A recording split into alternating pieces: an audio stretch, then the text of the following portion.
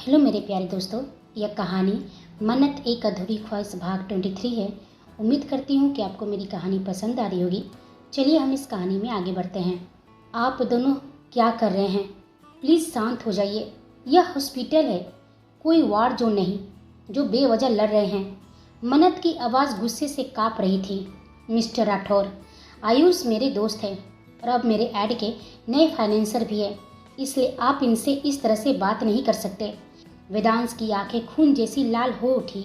आयुष का पक्ष लेते देख उसकी मुठ्ठियां कस गई, जबड़ा भिज गया। उसकी गहरी भेदती नजरें मन्नत पर टिकी थी।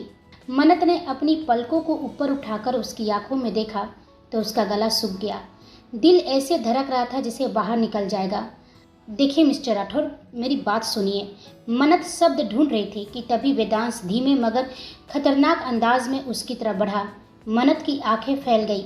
वो समझ ही नहीं पाई कि हो क्या रहा है, और अगले ही पल वेदांश ने उसे झटके से अपनी बाहों में उठा लिया और केबिन से बाहर निकल आया। यह देख आयुष दांत पिसते हुए और अपनी मुट्ठी बांधे रह गया। वह वहीं टेबल पर अपना हाथ दे मारता है। गुस्से से वो भी उनके पीछे गया। मिस्टर राठौर, ये आप क्या कर रहे हैं? छोड़िए मुझे, नीचे उतारिए, देखिए सब देख रहे हैं। मन्नत गुस्से और शर्म से बोली। पूरा हॉस्पिटल और स्टाफ्स उन दोनों को देख रहा था। मन्नत का चेहरा शर्म से लाल हो गया था, लेकिन वेदांश पर इसका कोई असर नहीं पड़ा। उसके चेहरे पर हमेशा की तरह मास्क और गॉगल्स थे, पर उसकी आंखों से निकली आग सबको महसूस हो रही थी। मिस्टर राठौर प्लीज, मन्नत धीमे स्वर में फुसफुसाई, ये तमाशा बंद कीजिए। लेकिन वेदांश बेकाबू था। उसने एक शब्द तक नहीं कहा। सीधा मन्नत को अपनी बाहों में लिए हॉस्पिटल से बाहर निकला और कार में जा बैठा। पीछे से दौड़ता आया आयुष गुस्से से दांत पीसते वहीं रुक गया। उसकी आंखों में चुनौती थी। वह बुदबुदाया, बिग ब्रदर, अगर आपको लगता है कि आप मुझे मन्नत से दूर रख सकते हैं तो ये आपकी भूल है। मैं ऐसा कभी नहीं होने दूंगा। उधर कार के अंदर मन्नत गुस्से से वेदांश को घूर रही थी। आपका दिमाग खराब हो गया है क्या? आखिर चाहते क्या हैं आप? वेदांश फिर भी खामोश रहा। उसका चेहरा सख्त और बर्फ जैसा ठंडा था। दोनों अपनी अपनी खामोशी में डूबे थे। अंदर ही अंदर तूफान मचा हुआ था। अचानक कार में जोर से ब्रेक लगी। वेदांश बाहर निकला, दूसरी तरफ गया और मन्नत की ओर का दरवाजा खोला। मन्नत की सांसें तेज हो गई। एक बार फिर उसने उसे अपनी गोद में उठा लिया। मन्नत की नजरें इधर उधर घूमी और जब उसने बाहर देखा तो दंग रह गई। यह जगह वेदांश का फार्म हाउस था। उसकी सांसें थम सी गई। वह गुस्से से चिल्लाई, ये क्या कर रहे हैं आप? मुझे यहाँ क्यों लेकर आए हैं? साफ साफ कह रही हूँ, छोड़ दीजिए मुझे आपकी बिल्कुल ज़रूरत नहीं है। मैं यहाँ नहीं रहने वाली हूँ। वह उसके गोद में ही बच्चे की तरह हाथ पांव मारने लगी। सुना आपने, नीचे उतारिए मुझे। आप मुझे ज़बरदस्ती अपने साथ नहीं रख सकते। लेकिन वेदांश का चेहरा बर्फ जैसा ठंडा ही था। उसकी पकड़ इतनी मजबूत थी कि मन्नत चाह कर भी छूट नहीं पाई। उसकी बेचैनी बढ़ती जा रही थी। उसकी धड़कनें उसके सीने में गूंज रही थी। वह लगभग फुसफुसाते हुए बोली, प्लीज़ मिस्टर राठौर, छोड़ दीजिए मुझे, प्लीज़ नीचे उतारिए। पर वेदांश का कोई जवाब नहीं आया। न उसकी आंखों की आग बुझी, न कदम रुके। वह मन्नत को अपनी बाहों में लिए सीधे फार्म हाउस के अंदर चला गया। भारी भरकम दरवाजे उसके पीछे धड़ाम से बंद हो गए। उसने बिना एक शब्द कहे सीढ़ियाँ चढ़ी और अपने कमरे में दाखिल हुआ। वहां जाकर उसने मन्नत को धीरे से बट जबरदस्ती बिस्तर पर लिटा दिया। मन्नत हाँफ रही थी। उसका चेहरा लाल था। आंखों में गुस्सा और डर दोनों तैर रहे थे। उसने वेदांश की ओर देखा और चीखते हुए कहा, आप आखिर चाहते क्या हैं मुझसे? क्यों मुझे इस तरह कैद कर रहे हैं? आप खुद को समझते क्या है मिस्टर राठौर? मैं आपसे डरती नहीं हूँ। वेदांश की आंखों में इस वक्त गुस्से की लपटें भड़क रही थी। उसकी सांसें भारी हो रही थी, जैसे भीतर का तूफान किसी भी पल फट पड़ेगा। वो जानता था अगर एक पल और रुका तो खुद को संभाल नहीं पाएगा। उसने अपनी मुठ्ठियां भींच ली, चेहरा कसकर दूसरी ओर मोड़ा और गहरी सांस लेकर खुद को रोक लिया। नहीं, यह रूप मैं इन्हें नहीं दिखा सकता। यहाँ रुका तो मैं अनजाने में इन्हें हट कर दूंगा। उसने मन ही मन सोचा। वह अपनी आंखें बंद कर लेता है। मन्नत अभी भी हाँफ रही थी। उसका चेहरा लाल था। आंखों में गुस्सा और बेबसी झलक रही थी। वह कुछ कहने ही वाली थी कि वेदांश अचानक पलटा और बिना एक शब्द बोले कमरे से बाहर निकल गया। दरवाजा बंद हुआ और चारों तरफ सन्नाटा पसर गया। मन्नत ने घबराकर उठने की कोशिश की, लेकिन उसका शरीर जैसे साथ छोड़ चुका था। कमजोरी की वजह से पैर फिर लड़खड़ा गए, हाथ कांपे और वह वहीं बिस्तर पर वापस गिर गई। उसकी आंखें दरवाजे पर जमी रही। जैसे अभी वेदांश लौटकर आ जाएगा। दिल जोर जोर से धड़क रहा था, लेकिन बाहर सिर्फ खामोशी थी। वेदांश वहां से निकल सीधे ऑफिस आया था। उसका चेहरा अब भी गुस्से से तमतमाया हुआ था। उसकी आंखें जल रही थी और दिमाग में बार बार वही सीन घूम रहा था। आयुष का मन्नत की कलाई थामना, उसके सामने मन्नत का हंस हंसकर आयुष से बातें करना, और सबसे बड़ा जख्म मन्नत का आयुष का साइड लेना। हर याद उसके दिल को सुई की तरह चुभ रही थी। उसने सिगरेट निकाली और गुस्से से होठों में दबा ली। एक के बाद एक कस लेते हुए धुआं पूरे केबिन में भर गया। कुछ क्षण बाद उसके केबिन का दरवाजा जोर से खुला। पूरा कमरा धुएं से भर गया था। मयंक जोर जोर से खांसता हुआ अंदर आया। वो समझ गया कि उसका किंग अभी बहुत परेशान और गुस्से में है। मयंक ने फौरन स्मोकिंग वेंटिलेटर ऑन कर दिया ताकि सिगरेट का धुआं जल्दी से केबिन से बाहर निकल जाए। जैसे ही धुआं कम होने लगा, वेदांश ने बिना एक शब्द बोले सोफे पर गहराई से बैठकर सिगरेट पीना जारी रखा। वह इस कष्ट को सहते हुए पूरी तरह डूबा हुआ था। जाने कितनी सिगरेट वह अब तक पी चुका था। उसकी आंखें पूरी तरह लाल हो चुकी थी। वो जैसे अपने गुस्से और अंदर के दर्द से लड़ रहा था। मयंक भी उसके पास बैठ गया। वह थोड़ा गंभीर स्वर में धीरे से पूछा, इतना भी क्या है यार? खुद को क्यों सजा दे रहा है? तुझे पता है ना सिगरेट का कितना नुकसान होता है? तू एक बार में इतना सारा सिगरेट पी लेता है। इतना गुस्सा किस बात का है? वेदांश ने उसकी बातों का कोई जवाब नहीं दिया, बस सिगरेट का कस लिए जा रहा था। तभी मयंक ने फिर कहा, ठीक है, अगर तू मुझे कुछ नहीं बताना चाहता तो मेरा यहाँ रुकने का कोई फायदा नहीं है। क्या हमारी दोस्ती इतनी कमजोर हो गई है कि दर्द भरी बातें भी नहीं कर सकता? वेदांश अब भी खामोश था। मयंक ने फिर गहरी सांस ली और धीरे से कहा, मैं यह बताने के लिए आए थे कि उस मीडिया रिपोर्टर का मालूम चल गया है जिसे पार्टी में ही मौजूद किसी ने मैसेज किया था। अगर तुझे सिगरेट पीना ही था तो वहाँ आ जाना और देख उसके साथ क्या करना है। मयंक जाने को हुआ कि वेदांश थोड़ी भारी आवाज में बोला, वह मुझे माफ क्यों नहीं कर देती मयंक? मयंक अपने कदम रोककर खड़ा हो गया। वह वेदांश को देखा जिसके चेहरे पर एक गहरा दर्द था, एक ऐसा इमोशन जिसे शायद वो भी समझ नहीं पा रहा था। वेदांश ने कहा, जब भी मैं सोचता हूँ कि मैं उसके करीब जा रहा हूँ, उसके दिल में मेरे लिए फिर से एक जगह बन रही है। अगले ही पल मेरी सारी उम्मीदें, मेरे सारे भ्रम टूटकर बिखर जाते हैं। मैं जानता हूँ मैंने बहुत सारी गलतियाँ की है, लेकिन ऐसा क्या करूँ कि वो मुझे माफ़ कर दे? यह दर्द मेरी जान ले लेगा मयंक। थोड़ी देर वह ठहर कर बोला, कभी सोचता हूँ यही दर्द शायद उसने भी सहा होगा जो आज मैं महसूस कर रहा हूँ। और अगर मेरी यह सजा है तो मैं इसे सह लूँगा। पर एक बात बर्दाश्त नहीं होती यार, उसकी इग्नोरेंस, उसका किसी और से बातें करना, उसके किसी और के करीब जाना। ऐसा लगता है जैसे मैं अपने ही दिल को निकालकर अपने हाथों से मसल डालूं। मुझे समझाओ, क्यों उसका किसी और के करीब जाना मेरे दिल को इतना तोड़ता है? मैं जानता हूँ कि मैं गलत हूँ, मुझे उसके साथ होने का हक भी नहीं है, पर यार दिल का क्या करे? दिल तो नहीं मानता। मयंक के चेहरे पर कड़वी मुस्कान आ गई और उसने धीरे से कहा, बस इतने में ही हार गया किंग? विश्वास नहीं हो रहा कि माफिया किंग इतना कमजोर है कि वो अपनी ही मोहब्बत से हार मान गया। वेद, मनु तब से तुमसे प्यार करती है जब से उसने होश संभाला है, शायद उससे भी पहले, लेकिन हमेशा तुमने उसके सच्चे प्यार को, उसके इमोशन को ऐसे ही इग्नोर करते आए जैसे आज मन्नू कर रही है। लेकिन उसने कभी हार नहीं माना, उसने तुमसे प्यार करना नहीं छोड़ा। तुमने क्या कुछ नहीं किया वेद उसके साथ, अपने गुस्से और नफरत में। याद है इसी ऑफिस में, इसी केबिन में जब वो तेरे लिए आती थी तो तू जानबूझकर कियारा के साथ रोमांस करता था ताकि उसे चोट पहुँचे। तुम्हारे ही ऑफिस के एम्प्लॉयज़ और स्टाफ्स उसके मजाक उड़ाते, तंज कसते और तुम चुप रहते, फिर भी उसने तुमसे प्यार करना नहीं छोड़ा। मैं हमेशा यही सोचा करता था कि क्यों वो तुमसे इतनी मोहब्बत करती है। जितनी बेइज्जती, जितनी इंसल्ट उसने सहा है, उसे तो तुमसे सच में नफरत ही होनी चाहिए। लेकिन शायद वो तुमसे कभी नफरत कर भी नहीं पाएगी। मयंक के किसी भी सवाल का जवाब आज वेदांश के पास नहीं था। मयंक ने गहरी सांस ली और कहा, मैं तुझे सुनाना नहीं चाहता था, बस समझा रहा हूँ। मैं जानता हूँ अभी तुझे मेरी कोई भी बात समझ में नहीं आएगी, पर उसे वक्त तो तुझे देना ही होगा। आखिरकार मन्नू के इस बदलते व्यवहार का सबसे बड़ा कारण तुम ही तो हो। जिस प्यार के लिए तुम हर वक्त उसकी एक नज़र पाने के लिए तरस रहे हो, एक वक्त था जब वह भी तुम्हारे प्यार के लिए तरसती थी। हर इंसान को अपने कर्मों की सज़ा भुगतनी पड़ती है वेद, यह सच है। तेरा भी कर्म है, लेकिन मैं पूरा यकीन से कह सकता हूँ एक दिन, वह दिन जरूर आएगा जब तुम अपने सच्चे प्यार से मनु को जीत लोगे। बस थोड़ा समय, थोड़ा धैर्य रखो यार, सब कुछ सही हो जाएगा। खुद को इतना टूटने मत दो। अगर तू खुद को बर्बाद कर देगा तो फिर तेरा प्यार कैसे आबाद रहेगा। मैं तुझे एक दोस्त की तरह समझा रहा हूँ। सच्चाई यही है, तू हिम्मत रख और अपने प्यार को साबित कर। यह कहकर मयंक धीरे धीरे वहाँ से चला गया। वेदांश वापस फार्म हाउस लौट आया। वह जानता था कि जब वह गुस्से में बाहर गया था तब मन्नत को बहुत बुरा लगा होगा। जैसे ही उसने कमरे का दरवाज़ा खोला, उसकी नज़रें ठहर गई। मन्नत बिस्तर पर फैली हुई सो रही थी। शायद कमजोरी और दवा का असर था कि वह गहरी नींद में चली गई थी।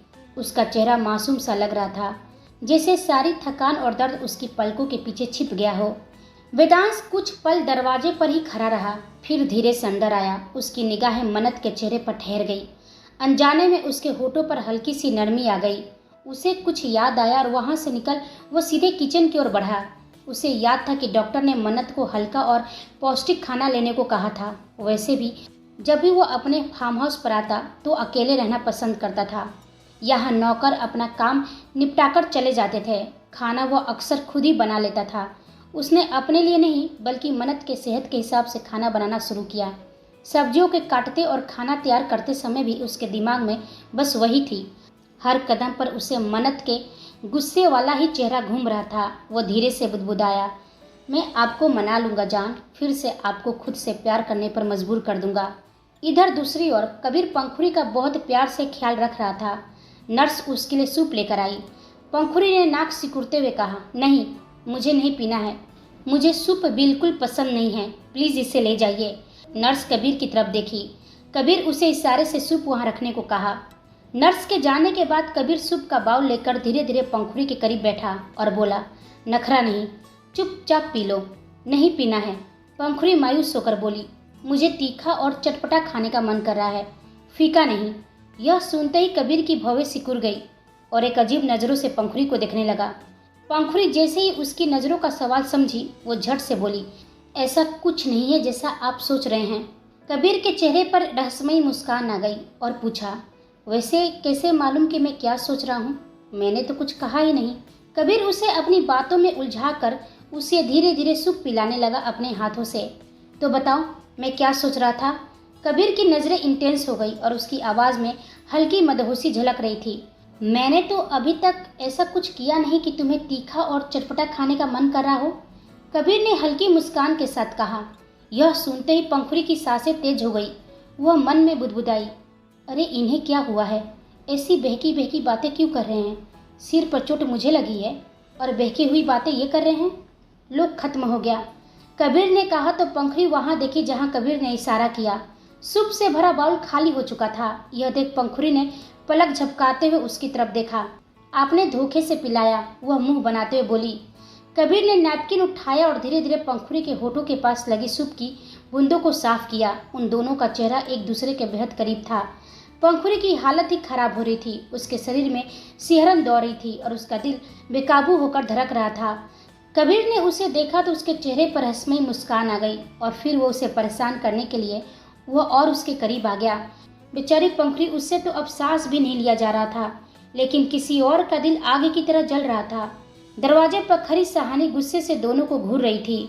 अगर उसका बस चलता तो अभी इसी वक्त पंखुड़ी की जान ले लेती। मिस्टर परफेक्ट, सहानी ने कहा तो उन दोनों का ध्यान उसकी तरफ चला गया। सहानी, आप यहाँ? कबीर हैरानी भरी नज़रों से पूछा।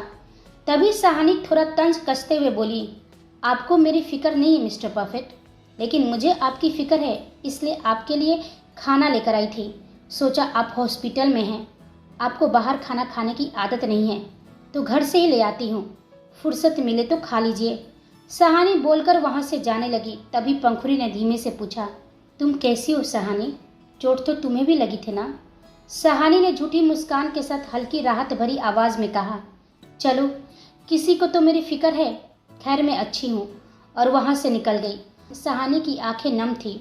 उसने खुद से कहा, मैंने तो सिर्फ आपसे प्यार किया था मिस्टर परफेक्ट, मेरी क्या गलती थी कि आप मुझसे दूर हो गए। धोखा, ज़बरदस्ती की शादी आप दोनों को हुई और सज़ा सिर्फ मुझे मिली। दर्द मुझे हो रहा है। एक बार भी आपने मेरी हालचाल नहीं पूछा। पीछे खड़ा कबीर, जो उसे उसका हालचाल जानने आया था, उसकी बातें सुन रहा था। उसे बुरा भी लग रहा था, लेकिन वह चाहकर भी अब पंखुड़ी से दूर नहीं जा पा रहा था। उसका दिल सिर्फ और सिर्फ पंखुड़ी के लिए धड़क रहा था। जब पंखुड़ी को चोट लगी थी तभी उसे एहसास हो गया था कि वह उससे प्यार करने लगा है। तभी उसने धीरे से कहा, सहानी। वह उसकी आवाज़ सुनते ही पीछे मुड़ी। उसे लगा कि कबीर उसे मनाने आया है। अंदर से वह थोड़ी खुश भी हुई, लेकिन बाहरी तौर पर उसने गुस्सा दिखाना शुरू किया। आप मुझे मनाने आए हैं मिस्टर परफेक्ट, उसने एक्टिंग करते हुए कहा। लेकिन आज मैं सच में आपसे बहुत नाराज़ हूँ। आपने मुझे हर्ट किया है। उसने थपकी देते हुए अपने गुस्से को दिखाने लगी। कबीर ने एक गहरी सांस ली और धीरे से बोला, नहीं, मैं आपको मनाने नहीं आया हूँ सहानी। आपका गुस्सा और नाराज़गी बिल्कुल सही है। सहानी हैरानी से उसे देखने लगी। मतलब क्या है मिस्टर परफेक्ट? आप क्या कहना चाहते हैं? उसने सवाल किया। कबीर ने गंभीरता से कहा, आई एम सॉरी। अब मैं आपसे खुद से और झूठ नहीं बोल सकता, धोखा नहीं दे सकता। जो मैं आपसे कहने वाला हूँ सुनकर आपको तकलीफ होगी, इसलिए once again I am sorry. Sahani का दिल जिसे थम गया। उसे अंदाजा हो गया था कि कबीर क्या कहने वाला है। उसने सिर ना में हिलाकर संकेत दिया, जैसा कहना चाह रही हो, प्लीज़ ऐसा कुछ मत कहना कि मुझे तकलीफ हो। कबीर ने अपनी नज़रें धीरे धीरे उससे फेरते हुए कहा, मैं पंखुड़ी से प्यार करने लगा हूँ। मैं उन्हें डाइवोर्स नहीं दे सकता। मुझे एहसास हुआ कि मेरा दिल कब का सिर्फ उनका ही हो चुका है, सिर्फ उनका। सहानी की आंखें भर आई, उसके कदम लड़खड़ा गए। वह कांपती आवाज़ में बोली, प्लीज़ मिस्टर परफेक्ट, ऐसा मत कहिए। आप मुझसे मजाक कर रहे हैं, है ना? देखिए, मैं अब सच में आपसे नाराज़ हो जाऊंगी। Please don't do this. I really love you mister perfect. I can't live without you. Please don't leave me. I really love you mister perfect, please please. Kabir कुछ और नहीं बोल सका। उसे बुरा तो लग रहा था, लेकिन एक ना एक दिन सच सामने आना ही था। उसने अपने कदम पीछे किए और पंखुड़ी के केबिन की ओर मोड़ लिया। सहानी वहीं फर्श पर बैठकर रोने लगी। इधर वेदांश धीरे धीरे वापस कमरे में आया, ट्रे को साइड टेबल पर रखा और चुपचाप मन्नत के पास बैठ गया। मन्नत अब भी गहरी नींद में थी। उसका चेहरा पूरी तरह मासूमियत से भरा हुआ था, लेकिन उसके कुछ बाल चेहरे पर बिखरे हुए थे। वेदांश झुका और बेहद नरमी से, जैसे छू भी लिया तो टूट जाएगी, उन बालों को उसके चेहरे से हटाया। उसकी नींद इतनी गहरी थी कि उसे इस स्पर्श का बिल्कुल भी एहसास नहीं हुआ। वेदांश के होठों पर हल्की सी हंसी आई। वह मन ही मन सोचने लगा, अगर ये सब मैंने इनके जागते हुए किया होता तो अब तक ना जाने मुझे क्या क्या सुना चुकी होती। कुछ पल तक वह बस उसे निहारता रहा, फिर जैसे अपने दिल को रोक न पाया और उसके करीब झुक गया। उसके कानों के पास जाकर बेहद धीमी मदहोश सी आवाज में फुसफुसाया, जान उठ जाइए। मन्नत हल्की करवट लेती है, जैसे किसी आवाज ने उसकी नींद की गहराई को छू लिया हो। उसकी पलकों में हल्की हरकत हुई और धीरे धीरे उसने अपनी आंखें खोली। सबसे पहले उसकी नज़र सामने झुके हुए वेदांश पर पड़ी। वह बहुत पास था, इतना पास कि मन्नत को उसकी सांसें अपने चेहरे पर महसूस हो रही थी। लेकिन जैसे ही कुछ देर पहले की घटना उसके दिमाग में आई, उसकी आंखों में गुस्सा उतर आया। वह जल्दी से उठकर बैठ गई। मिस्टर राठौर, आप सही नहीं कर रहे हैं। प्लीज़ मुझे यहाँ से जाने दीजिए। मुझे आपके झूठे प्यार और दिखावे की ज़रूरत नहीं है। वेदांश ने कुछ नहीं कहा। ठीक है, मैं खुद ही यहाँ से चली जाती हूँ। मन्नत बेड से उठने की कोशिश करने लगी, लेकिन कमजोरी की वजह से वो लड़खड़ा गई। वेदांश ने तुरंत उसकी कमर थाम ली और उसे अपने सीने में भींच लिया। मन्नत सन रह गई थी। वो वेदांश की धड़कनों की आवाज़ सुन पा रही थी। कुछ पल तक उसे अपने सीने में पकड़े रखा। थोड़ी देर बाद धीरे धीरे उसने मन्नत को अलग किया। दोनों की नज़रें आपस में टकराई। मन्नत के बाल उसके चेहरे पर बिखर गए थे और गालों में चिपक गए थे। वेदांश ने प्यार से धीरे धीरे उसके बालों को गालों से हटाकर पीछे किया। मन्नत का दिल जोर जोर से धड़क रहा था। उसकी सांसें तेज हो गई थी। वेदांश भी धीरे धीरे अपनी उंगलियों को उसके गालों पर सरका रहा था। दोनों का चेहरा इतना पास था कि उनकी सांसें आपस में घुल रही थी। ना जाने कौन सा अजीब खिंचाव पल भर में दोनों को अपनी ओर खींच रहा था। वेदांश ने धीरे से कहा, जान, मैं आपको यहाँ जबरदस्ती नहीं रख रहा हूँ। मैं तो आपके साथ जबरदस्ती करने का सोच भी नहीं सकता। मन्नत कुछ पल के लिए चौंकी, फिर गुस्से में पूछी, अच्छा, बातें बनाना तो कोई आपसे सीखे मिस्टर राठौर। मुझे हॉस्पिटल से यहाँ अपने फार्म हाउस लेकर आए। जरा बताइए, मेरी मर्जी कहाँ थी? वेदांश ने शांत स्वर में कहा, सॉरी। मन्नत अपनी आंखें फाड़कर उसे देखने लगी। क्या क्या कहा आपने? सॉरी, वेदांश ने उसकी आंखों में देखते हुए कहा। हाँ, आपने सही सुना। मुझे आपकी मर्जी के खिलाफ यहाँ नहीं लाना चाहिए था, लेकिन मैं क्या करता। अगर मैं आपसे पूछता, क्या आप खुशी खुशी मेरे साथ आती? इस वक्त आपको देखभाल की ज़रूरत है। आप कमज़ोर हैं, पंखुड़ी भी ठीक नहीं है कि आपका ख्याल रख सके। कोई तो चाहिए था जो आपकी देखभाल कर सके, इसलिए मैंने आपको यहाँ लाया। मैंने वही किया जो मुझे सही लगा। जब तक आप पूरी तरह से ठीक नहीं हो जाती, आप यहीं मेरे साथ रहेंगी। जिस दिन मुझे लगेगा कि आप अपना ध्यान खुद रख सकती हैं, मैं आपको यहाँ से जाने दूंगा, वादा करता हूँ। लेकिन प्लीज़ उससे पहले यहाँ से जाने की जिद मत कीजिएगा। आप भी तो जानती हैं कि आपको मेरी ज़रूरत है। मन्नत की आंखों में नमी तैर गई और उसके चेहरे पर कड़वी मुस्कान आ गई और बोली, ओ रियली मिस्टर राठौर, इससे पहले भी बहुत बार मुझे आपकी ज़रूरत पड़ी, लेकिन आप तब मेरे साथ नहीं थे। तब मैंने अपना ख्याल खुद रखा, इसलिए अभी भी मुझे आपकी ज़रूरत नहीं है। और एक बात, मैं आपकी गुलाम नहीं हूँ जो आपकी हर बात मान लूँ। वेदांश के दिल में एक हल्की सी टिस उठी, लेकिन उसने अपने चेहरे पर कोई भाव आने नहीं दिया। वो गंभीरता से बोला, जानता हूँ कि आप मेरी गुलाम नहीं हैं, और मुझे भी आपको गुलाम बनाने की कोई इच्छा नहीं है। आप मेरी जान हैं, और मेरी जान किसी की गुलाम नहीं हो सकती। मुझे मालूम है कि आपको पहले मेरी ज़रूरत पड़ी होगी, लेकिन मैं तब शायद अंधा था जो आपको नहीं देख पाया। लेकिन अब मैं होश में हूँ, इसलिए अपनी गलतियों को दोहराना नहीं चाहता। वेदांश की आवाज़ में सच्चाई और गंभीरता झलक रही थी। फिर उसने गंभीर और नरम स्वर में कहा, ठीक है, इसके बदले आप मुझसे कुछ भी मांग सकती हैं। बस इतना है कि आपको यहाँ रहना होगा। मैं आपकी कोई भी इच्छा पूरी कर सकता हूँ जो आप चाहें। मन्नत कुछ पल खामोश रही, फिर धीरे धीरे बेड पर बैठ गई और अपने मन में सोचने लगी, ये मुझे आसानी से यहाँ से जाने नहीं देंगे। इसके बदले में क्या मांग सकती हूँ? ऐसा क्या है जो अभी मेरी ज़रूरत है? थोड़ी देर सोचने के बाद उसने फीकी मुस्कान के साथ कहा, ठीक है, तो आपको स्विट्ज़रलैंड का ट्रिप कैंसिल करना होगा। शूटिंग के लिए मुंबई में ही कोई लोकेशन ढूंढ लीजिए। हम स्विट्ज़रलैंड नहीं जाएंगे। वेदांश ने हल्के मुस्कुराते हुए कहा, ठीक है, हम नहीं जाएंगे, लेकिन हनीमून पर हम स्विट्ज़रलैंड ही जाएंगे। मन्नत की आंखें खुली की खुली रह गई और उसे हिचकी आ गई। क्या क्या कहा आपने? हनीमून? वह तो आप अपने मंगेतर के साथ जाएंगे, मेरे साथ क्यों? वेदांश उसके पास बैठ गया और प्यार भरे लहजे में बोला, जान वह तो समय ही बताएगा, लेकिन उससे पहले आप खाना खाइए और दवा भी लीजिए। उसने हाथ में खाने की प्लेट लिए मन्नत की ओर बढ़ाया, जिसे उसे अपने हाथों से खिलाना चाहता हो। मन्नत तुरंत रोक दी, मैं खुद खा लूँगी, मैं कोई बच्ची नहीं हूँ। अच्छा ठीक है जान, वेदांश ने हल्की मुस्कान के साथ कहा, लेकिन उसकी आंखों में हल्की गंभीरता थी। मन्नत थोड़ी सी झुंझुलाहट में बोली, आपका यह बदला बदला व्यवहार मुझे हजम नहीं हो रहा मिस्टर राठौर। याद रखिए, मैं यहाँ जरूर रुक रही हूँ, लेकिन इस झूठे दिखावे में नहीं आने वाली, और मुझसे दूर रहिए। बार बार मेरे करीब आने की ज़रूरत नहीं है। उसकी बात मान जाए तो वह वेदांश राठौर कैसा। वह और उसके करीब आया। धीरे धीरे उसकी नज़रों में हल्की मदहोशी और गहरी मजबूती दोनों थी। उसने धीरे से कहा, क्यों जान, मेरे करीब आने से आपको कुछ होता है क्या? कहीं आपको डर तो नहीं लगता कि मेरे करीब आने से आप बहक जाएंगी? क्या बकवास है, मन्नत ने गुस्से से जवाब दिया। मुझे आपके ना करीब आने से और ना आपके छूने से कुछ होता है और ना ही फर्क पड़ता है, समझे? लेकिन आप एक वायरस है, बीमार पड़ सकती हूँ, इसलिए दूर रहिए। वेदांश की नज़रें और भी गहरी हो गई। सोच लीजिए जान, ऐसा ना हो कि आपको बाद में अपनी कही बात पर पछताना पड़े। सोच लिया, मन्नत झट से बोली, तो चलिए टेस्ट हो जाए आपकी। कहते हुए वेदांश की नज़र मन्नत के गुलाबी होठों पर टिक गई और वह उनके करीब बढ़ने लगा। मन्नत आंखें फाड़ देखने लगी। उसका दिल जोर से धड़कने लगा, लेकिन अब उसे अपनी कही बात साबित करना था, तो उसने खुद को नॉर्मल रखा।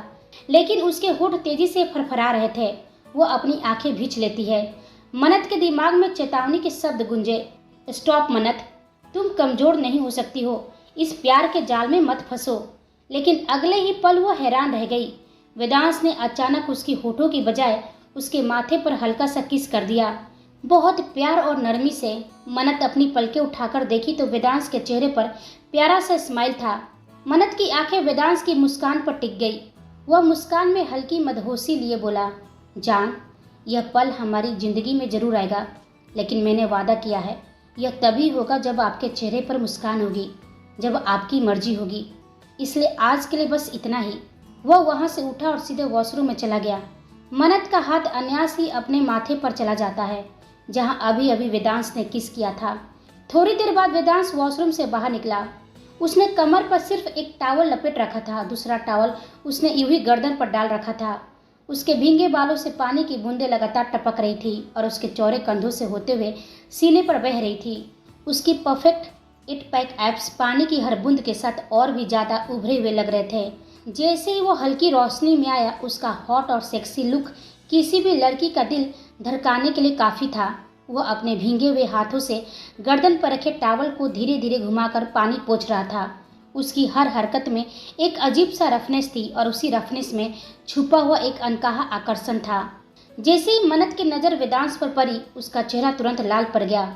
उसने फौरन अपना चेहरा दूसरी तरफ घुमा लिया और थोड़ी झुंझुलाहट में बोली, मिस्टर राठौर, आप शायद भूल गए हैं कि इस कमरे में मैं भी हूँ। आपको जरा भी शर्म नहीं आती? वेदांश ने कदम रोकने के बजाय और भी बेपरवाह अंदाज में उसकी तरफ बढ़ते हुए कहा, शर्म? और कैसी शर्म जान? बहुत जल्द हमें एक दूसरे के साथ ऐसे ही वक्त बिताना है। सोचा क्यों ना अभी से ही आदत डाल ली जाए। उसकी गहरी धीमी आवाज़ में एक ऐसा नशा था जो किसी भी लड़की को बेचैन कर दे। लेकिन मन्नत खामोश हो गई। उसकी आंखें नम हो गई। उसके हाथ पैर हल्के हल्के काँप रहे थे। उसने कसकर अपनी आंखें बंद कर ली। वेदांश की अचानक मोबाइल की रिंग बजी से मन्नत तुरंत खुद को संभाल लेती है। वेदांश ने नजर डाला तो स्क्रीन पर मयंक का नाम चमक रहा था। उसने कॉल रिसीव करते ही ठंडे स्वर में कहा, आ रहा हूँ, उसका खास ख्याल रखना। और बिना एक शब्द और बोले फ़ोन काट दिया। फ़ोन रखते ही उसके चेहरे पर एक गहरी सर्दपन और सख्ती सी परछाई उतर आई। वह क्लोजेट की ओर बढ़ा और अपने कपड़े पहने। मन्नत ने झिझकते हुए पूछा, मिस्टर राठौर, आप कहीं जा रहे हैं? वेदांश ने उसकी ओर देखा। उसके होठों पर हल्की सी रहस्यमयी मुस्कान उभरी और आंखों में एक गहरी चमक। वह बेहद प्यार से बोला, क्या बात है जान, अभी से वाइफ वाले सवाल जवाब करने लगी? अच्छा लगा कि आपको मेरी फिक्र है। मन्नत तुरंत नजरें फेरते हुए बोली, ऐसा कुछ भी नहीं है। मैं बस यह पूछना चाह रही थी कि क्या मैं यहाँ किसी को बुला सकती हूँ? कोई मुझसे मिलने तो आ सकता है ना? वेदांश का चेहरा अचानक गंभीर हो गया। उसकी आंखों का सख्तपन देखकर मन्नत का दिल की धड़कन रुक सी गई थी। धीरे से उसने कहा, हाँ, कोई दोस्त आ सकती है, लेकिन वैभव और आयुष, उन्हें यहाँ आने की इजाज़त नहीं है, समझी आप? वह इतना कहकर इंटरकॉम उठाता और किसी को कॉल करता है। कुछ ही मिनटों बाद दरवाजे पर दस्तक होती और एक लड़की अंदर आती है। वेदांश ने सीधे और सख्त लहजे में कहा, आज से 24 घंटे तुम इसी फार्म हाउस में रहोगी। तुम्हारा काम है मैडम का ख्याल रखना। और हाँ, जब मैं यहाँ रहूँ तो तुम बाहर जा सकती हो, लेकिन मेरी गैर हाजिरी में तुम हमेशा इनके साथ रहोगी। और फिर एक बार मन्नत को देखा और बिना देरी किए बाहर निकल गया। उसके जाते ही मन्नत ने जैस को मैसेज किया और लोकेशन सेंड कर दी। वो हॉल में सोफे पर बैठी जैस के आने का इंतजार करी थी। थोड़ी देर बाद वो पहुंची। चेहरे पर मुस्कान लिए आगे बढ़ी और बोली, मैम, कियारा मैम ने पेपर साइन कर दिए हैं, बस आपके साइन की ज़रूरत है, उसके बाद आप लोग काम स्टार्ट कर सकते हैं। जैस ने फाइल आगे बढ़ाई। मन्नत ने पेपर देखे और तुरंत साइन कर दिए। लेकिन इस दौरान जैस के मन में हजारों सवाल उमड़ रहे थे। यह जगह कौन सी है? क्या ये मन्नत का फार्म हाउस है या फिर वो किसी को डेट करने आई है? सवालों की भीड़ ने उसे बेचैन कर दिया था। मन्नत ने जल्दी जल्दी साइन करके पेपर जैस को थमाया। जैस ने मुस्कुराते हुए पेपर बैग में रखा और मुड़ने लगी। तभी मन्नत की धीमी पर धारदार आवाज़ गूंजी, जैस्मीन। जैस के कदम अचानक थम गए। उसका दिल जोर से धड़कने लगा, मानो किसी ने उसके राज से पर्दा उठा दिया हो। धीरे धीरे उसने खुद को पलटा। उसकी आंखें हैरानी से फैली हुई थी। व्हाट? वो किसी तरह शब्द निकाल पाई। मन्नत बिना किसी भाव के सीधे उसकी आंखों में देख रही थी। उसकी नज़रें इतनी ठंडी और गहरी थी कि जैस की रूह तक कांप गई। कमरे में सन्नाटा छा गया। सिर्फ मन्नत की आंखें बोल रही थी, मैं जानती हूँ कि तुम कौन हो। जैस्मीन को कुछ समझ में नहीं आ रहा था कि वो कैसे रिएक्ट करे। उसके चेहरे पर पसीना चमक रहा था, लेकिन उसी पल मन्नत के होठों पर एक रहस्यमयी मुस्कान आ गई। थोड़ी सख्ती के साथ मन्नत बोली, क्या हुआ जैस्मीन, डर क्यों रही हो? जैस्मीन ने धीरे से अपनी नज़रें झुका ली और घबराहट में अपने हाथ मसलने लगी। मन्नत ने ठंडी आवाज़ में कहा, बैठो, बैठ जाओ, हम आराम से बात करते हैं। अब तक जैस्मीन खुद को थोड़ा संभाल चुकी थी। वो भी अब कंफर्टेबली पास वाले सोफे पर बैठ गई। तो आपने मुझे आखिर पहचान ही लिया, मन्नत, या कहूँ मन्नत दी। उसके चेहरे पर हल्की सी तिरछी मुस्कान उभरी। अच्छा हुआ कि आपने मुझे पहचान लिया, वरना आपके सामने हर बार अच्छा बनने का नाटक करना मुझे भीतर तक तोड़ देता था। अब वो मुझे झूठा मुखौटा नहीं पहनना पड़ेगा। मन्नत ने सीधा सवाल दागा, क्यों जैस्मिन, इतनी जल्दी बड़ी कैसे हो गई तुम? 15 साल की मासूम लड़की अचानक 18-19 साल की कैसे दिखने लगी? इसलिए मुझे तुम्हें पहचानने में दिक्कत हुई। वह रुककर गहरी सांस लेती है और आगे कहती है, लेकिन मैंने अपने दिमाग पर बहुत जोर दिया, बार बार सोचा कि तुमसे पहले कहाँ मिली हूँ। फिर अचानक याद आया, मेरी जैस्मिन तो 15 साल की थी और आज मेरे सामने 18-19 साल की लड़की खड़ी है जो खुद को जैस बनाकर यहाँ आई है, वो भी किसी खास मकसद के लिए। इतना सुनते ही दोनों की आंखें भर आई थी, मन्नत की भी और जैस्मिन की भी। मन्नत की आवाज़ काँप रही थी, गुस्से और दर्द दोनों से। मुझे यकीन नहीं हो रहा है जैस, तुमने उनके सामने खुद को सरेंडर कर दिया। क्यों? वे लोग इतने घटिया और गंदे हैं, तुम कैसे उनके लिए काम कर सकती हो? क्यों अपने आप को उनके हवाले कर दिया, जानते हुए कि उनका कितना गंदा मकसद है? फिर भी तुम उनके लिए काम करने लगी। और तुम यहाँ क्यों आई हो? किसके लिए आई हो? और कियारा को क्यों टारगेट किया? बताओ, तुम्हारा मकसद क्या है जैस्मिन? जैस्मिन अचानक जोर जोर से हंसने लगती है। उसकी हंसी में एक अजीब सी कराह देने वाला दबी हुई दर्द थी। मन्नत की आंखें हैरानी से फैल गई। कुछ सेकेंड बाद जैस्मिन की हंसी थम गई। उसका चेहरा अचानक गंभीर और ठंडा हो गया। कमरे में एक पल को सन्नाटा छा गया। धीरे लेकिन भारी आवाज में जैस्मिन बोली, जानती है मन्नत दी, इस दुनिया में सबसे बड़ा अपराध क्या है? एक लड़की होना। उससे भी बड़ा अपराध खूबसूरत होना। लेकिन बात यहीं खत्म नहीं होती। अगर तुम खूबसूरत हो और गरीब हो तो समझ लो तुम्हारी जिंदगी नरक है। और इन सब में सबसे बड़ा अपराध है अनाथ होना और किसी अनाथालय में पलना।